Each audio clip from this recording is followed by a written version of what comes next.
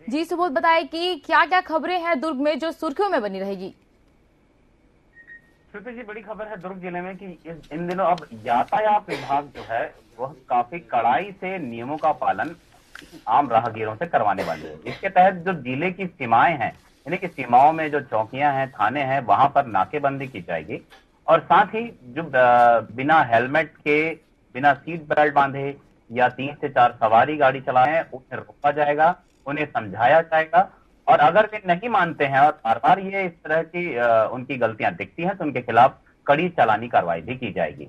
इसमें इसमें सबसे पहले चरण में 1 हफ्ते तक लोगों को समझाइश दी जाएगी कि आप जब भी दुर्ग जिले में प्रवेश करें, अन्य जिले से, कहीं भी, किसी भी क्षेत्र से, तो हेलमेट जरूर पहने। और इसके लिए पॉम्पलेट बांटे जाएंगे, बैनर लगाए जाएंगे और साथ ही समझाइश भी दी जाएगी। इसे लेकर स्वयं एसपी डॉक्टर अभिषेक पल्लव गंभीरता बरत रहे हैं और वे खुद भी जिले के सीमांत थानों क्षेत्रों में जाकर इस मामले की तस्दीक करेंगे कि आखिर वहां पर सही तरीके से कार्रवाई की जा रही है या नहीं की जा रही है, और जो राहगीर हैं, जो गाड़ी चला रहे हैं, जो गाड़ी चालक हैं, वो नियमों का पालन कर रहे हैं कि नहीं कर रहे हैं। दूसरा बड़ा मसला है दुर्ग के पोलसाय पारा में बीती रात एक गुप्ता परिवार की शादी चल रही थी।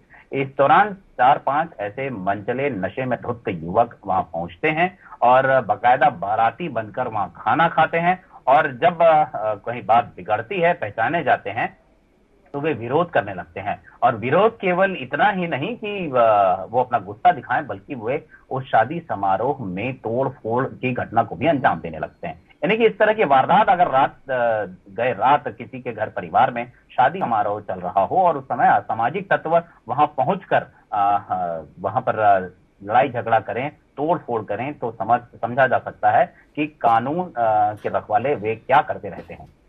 एक बड़ा सवाल है कि जब शादी समारोह हो रहा है, तो वहां पर भी कहीं कम से कम पुलिस की 1-2 सैनिकों के पैर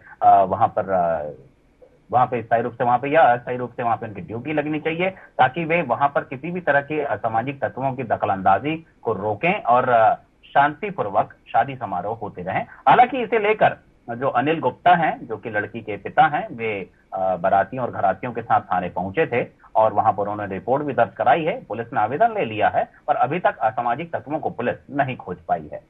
तीसरा बड़ा मसला है श्रुति जी, कि जिस तरीके से देखा जा रहा है कि शासकीय उचित मूल्य की दुकानों पर चावल जो बीपीएल परिवार या अंत्योदय जो परिवार उन्हें दिया जाता है बहुत ही कम कीमत पे, 1 से 2 रुपए किलो की कीमत पे, वहां पर की कालाबाजारी देखी जा रही है। एक बड़े पैमाने में प्रदेश सरकार के जांच एजेंसी ने इसे पकड़ा है और दुर्ग जिले के जितने भी ये शासकीय उचित मूल्य की दुकानें हैं, उन पे बतौर कार्रवाई निर्देश जारी कर दिए गए हैं कार्रवाई को लेकर। और इस बात की छानबीन भी चल रही है कि जितने भी शासकीय उचित मूल्य की दुकान है, उन्होंने कितने लाभान्वितों को चावल बांटा है या फिर न बांटकर फर्जी उनकी जानकारी देकर पैसों का आहरण या चावल को लेकर उसे कहीं और बेचकर उसकी कमाई कर ली है। जी श्रुति जी। जी सुबोध, आप बताएं कि ईडी के द्वारा भिलाई में विधायक देवेंद्र यादव की संपत्ति जब्त करने के बाद एनएसयूआई ने बिना सूचना दिए सांसद आवास में घेराव किया है। क्या है पूरा मामला?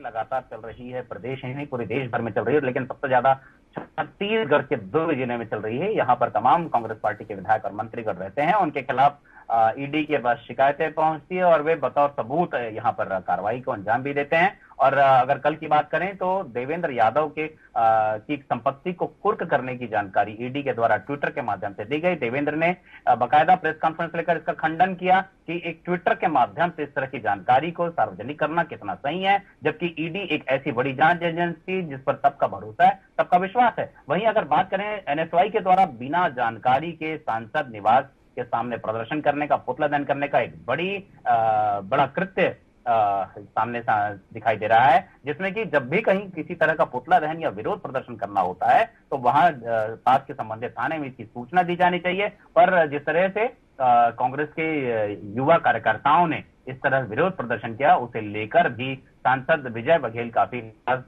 दिखाई दे रहे हैं। हालांकि वे आउट ऑफ स्टेशन है, लेकिन उनके नहीं रहते में, उनके अनुपस्थिति में भी उनके कार्यालय निवास के सामने इस तरह से प्रदर्शन करना असुरक्षा को दर्शाता है और पुलिस विभाग के ऊपर भी सवालिया निशान उठते हैं। श्रुति जी।